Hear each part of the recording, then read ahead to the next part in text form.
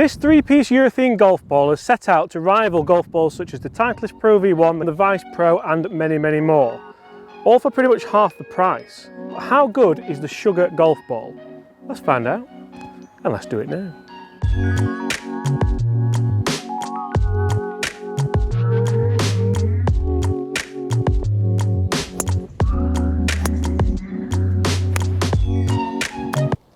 Chance, go, release. He has as well. Hi everyone, James Robinson here guys. First things first, it's so good to be back out golfing guys. I'm really happy today. Guys, if you're new to the channel, please make sure you do consider smashing that subscribe button below. Leave us a like. I always do that when I review golf balls.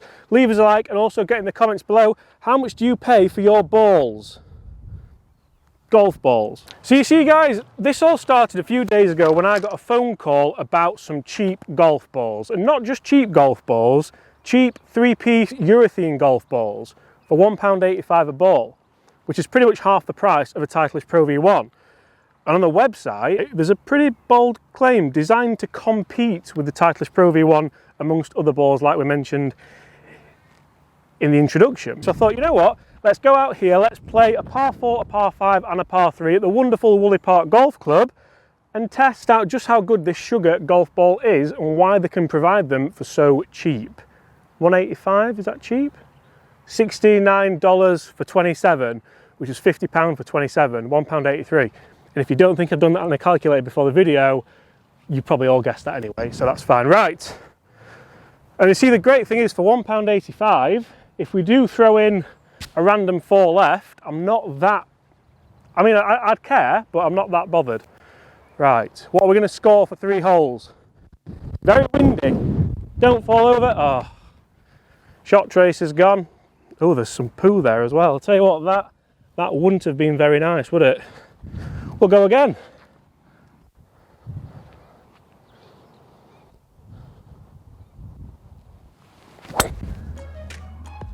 Right, not a bad flight to start with, a little bit low. It sounded, I'm not gonna lie, it sounded quite hard. First impressions, first shot, we're gonna give it a chance. Because if you're going to say you're competing with a Pro-V1, then you need to compete with a Pro-V1. Right, so what else do they say about the Sugar golf balls? And I'm going to screen record this and I'll put it on screen so you can see what I see as I read it, because reading's not my, anyway. So what we make, they make a premium 3-piece urethane golf ball manufactured in the same factories as the big brands you already know, sold to you at a lower price, which is fairly cool. Designed to compete with the Titleist Pro-V1, the Callaway Hex Chrome, the Vice Pro and other major tour balls. Manufactured to maximise your control and feel. Feel could be debatable, but that was only one shot, without sacrificing distance. 27 balls, $69, which is 50 quid, including shipping, which is a big thing, and applicable taxes. Lower all-round price per ball. Fair enough. Let's get to the other ball and then see how they do it. And you know, it's always a funny one when I test golf balls, because I always say exactly the same thing. How good do you need to be to tell a real difference? And by a real difference, I mean like a real difference. If I go out here and shoot level par for a couple of holes, maybe 1 under 1 over for a couple of holes, my hood is all over the place. I just saw that in the glimpse of the camera. Then is it an okay ball for half the price of a Pro-V1? Even if the performance isn't quite there. Especially a day like today, you can probably hear it's so windy, and I would probably lose quite a few golf balls today. So you save a fortune to spend in the bar after. Right, here we are. A long way back as well. We're into the wind, but that's a way back. See, this is now pretty much a 3-shotter.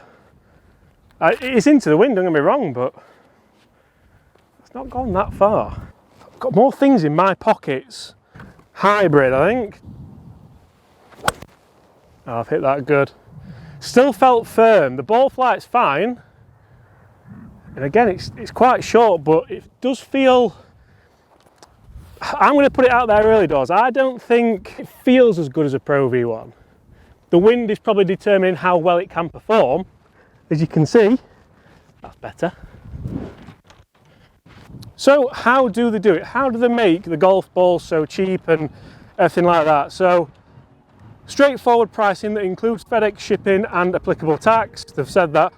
Packed and shipped in a cube-shaped corrugated mailer, so that's a box. Bulk minimalist packaging with 27 balls in each box.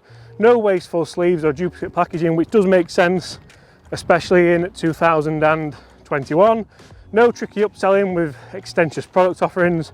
No price padding through dishonest shipping schemes.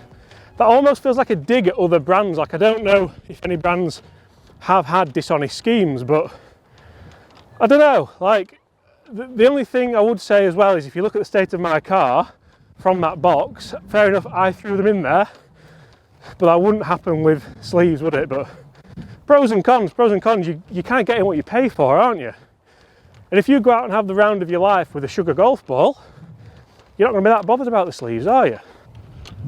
Right, let's get it up there and let's make a par, please. And guys, the last thing I want you thinking is that I'm only here because of this ball. If you've watched any of the videos that I've done today, you'll know that we've been blowing very hot and cold. Mainly cold, but it's the first time back, so bear with us. Also, guys, get in the comments, has anyone ever used the sugar balls? Have you bought them? Have you heard of them? I'd never heard of them until they approached me to do this video, which I must say isn't a sponsored video. This is just a review on the sugar golf ball. Come on. How does it spin from 60 yards? Oh, that felt wonderful. And it stopped on an absolute dime as well. Right now I'm confused because that felt really good. Maybe if you strike it out the middle of the club, then it does perform quite well. Again, how good do you need to be to tell a difference? Obviously better than me. Although, you know what, I'm doing myself a disservice there because that was wonderful.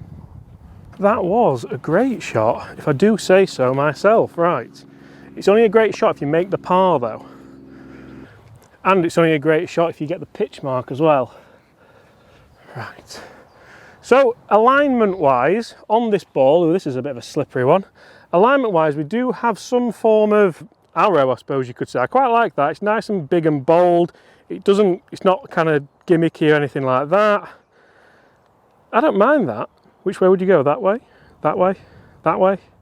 I don't know. Right to left, downhill. You know what? I don't think I've had an uphill putt yet today, which shows how rusty I am at distance control and that I don't have a Bushnell, which doesn't help.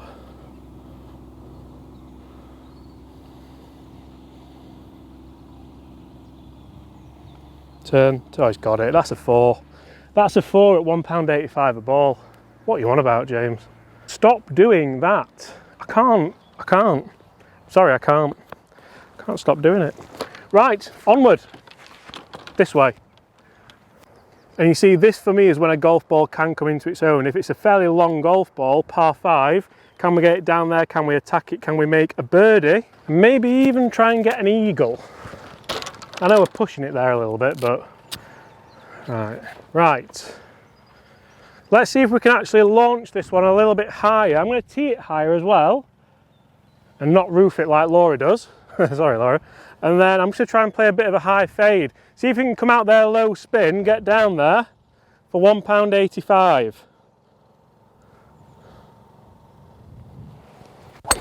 Oh, James, what was that? I mean, it's in play, but that wasn't the ball. I'm going to hit provisional there.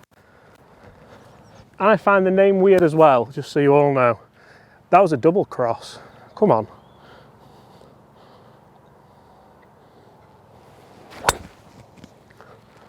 Yeah. Well, at least it was cheap, because we're not finding that one in a hurry. But again, like, I can't blame the golf ball for that. Again, it didn't feel great with the driver, but when you hit it that far out the toe with a Titleist TSI4, no golf ball is going to feel great at all. And thinking about that, if it performs, again, because performance can be dictated, I'd love to get this on the simulator and test it against a Pro-V1, a TP-5, maybe not a TP-5 because that's a 5-piece ball, but and see how it performs. But to be honest, I've spent that long in there this year that we're going to do a lot more testing out on the golf course, which I'm sure a lot of you are pleased to hear. But if I make a par, if I shoot 70 today, sorry, if I shoot 76 today with a Pro-V1 and then a 76 today with a Sugar golf ball, what's the difference? If it felt a little bit harder, would you pay that extra money to enjoy your day a little bit more, to feel, yeah, more better feel? I don't know. Comment below and let me know. And also, I know what you're all thinking. When did James become so philosophical? I don't know. Maybe I've just worked on myself a little bit. No. But guys, also, if you want to be in the chance of winning a PlayStation 5, that's proper random, I know, like out of left wing. But if you want to be in the chance of winning a PlayStation 5, then check out the Robinsons Off Course channel. We're doing a Ps5 giveaway, and I'm just going to kind of plug it on here a little bit because you might win a Ps5. So there you go. Right, let's find. Oh, they've cut it down. You know, we might find both of them. It's like nearly £4 worth of ball we're going to find. Right, wrong fairway. So you find us here on the wrong fairway, and we can either take our medicine back in, or we can try and play like a heroic shot around. And you see, the thing is with that, obviously the ball only costs £1.85. So really there's only one option, isn't there? You know it. You know it. I mean, I'd just like to say for all like the juniors watching or anyone watching, this is not the shot. And just because it's a cheap golf ball doesn't mean, placing's on, so we'll do that. Doesn't mean you should be taking shots like this on, but we can definitely work that round. Make sure there's no one over to the left.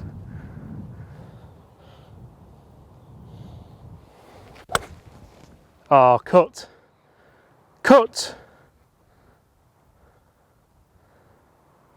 I think that's okay. And you know, if it's not okay, £1.85. It's like not even half a pint. And I'll tell you what, it's by no means a perfect shot, but she's in play. So that's done quite well. Not entirely sure what I'm going to do for this next shot, but right. Hard 52, smash it, and hope that you get a bit of a flyer, I think. Come on, let's get a birdie with the old Sugar. It's got to go. Well, I'll tell you what, hard bounce, keep going. Nearly. Nearly. Again, not the ball's fault, really.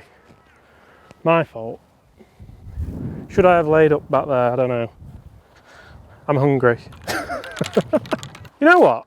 It doesn't feel as soft as a Pro-V1, and I don't mind saying that, but for £1.85, would you expect it to do it? It is a urethane ball, so I would expect it to feel a little bit softer with the driver. Even the first drive that I hit, which was a decent strike, felt quite tinny, like a pingy feel. But I imagine if you get used to that, because when I first moved into the Taylormade TP-5X, I hated the feel of it. It felt really firm, not very nice.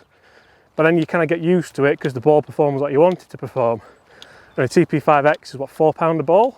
So what I like about all these ball companies bringing cheap golf balls out is that it's bringing golf to the masses. It's bringing it to the people who don't want to go and lose £3–4 golf balls a time, which is most people. Right, proper short game test, because we need to get a little bit of spin on this to get it to finish close.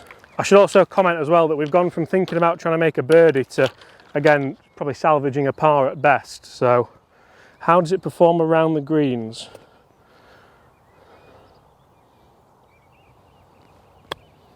Struck that well, and that sat lovely, you know.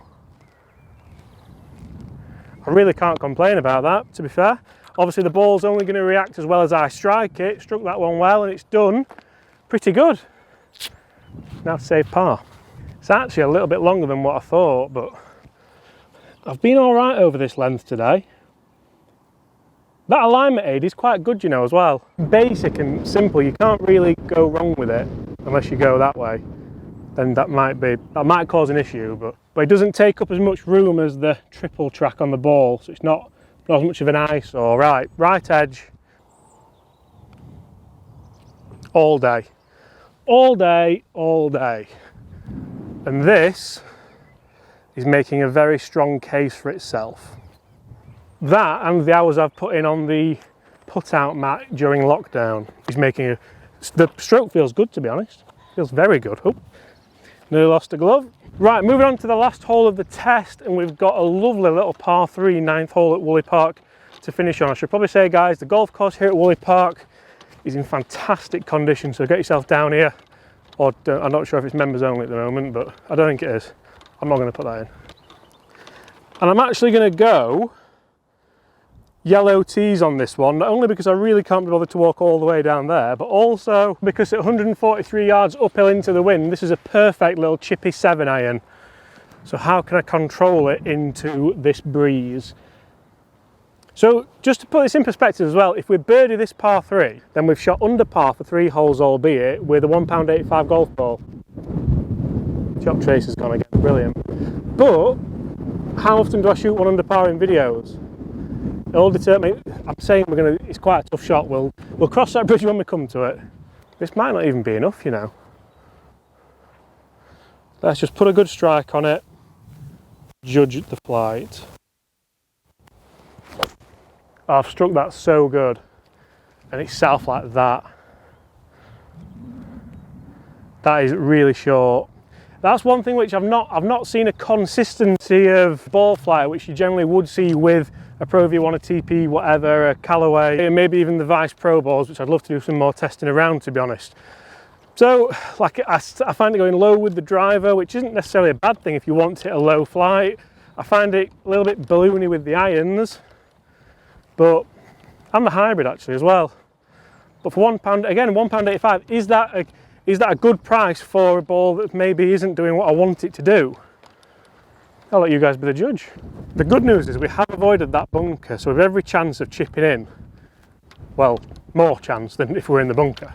I don't want you to think that I'm being all negative about this ball, because for me, this is where this ball shines. This is where I've seen the most from the Sugar golf ball on and around the greens. It feels strangely nice and soft with the putter. It feels good with the wedges. I can get spin around the greens when I want to from what I've seen.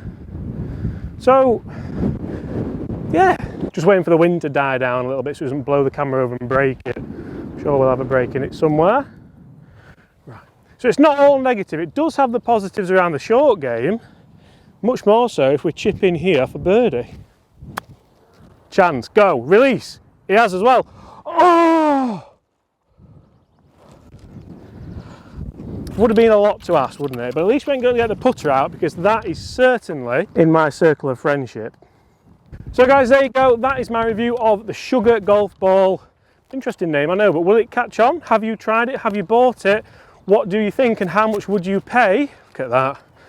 Very, very happy with that, actually. How much would you pay for that kind of budget performance golf ball? Let me know. Guys, thank you so much for watching. Really hope you have enjoyed that. If you have, smash that subscribe button below, leave us a like and comment below all the things I've just asked you. I'm getting back into this. Really enjoyed it today. Apart from that, guys, I'll very much look forward to seeing you all tomorrow. Bye!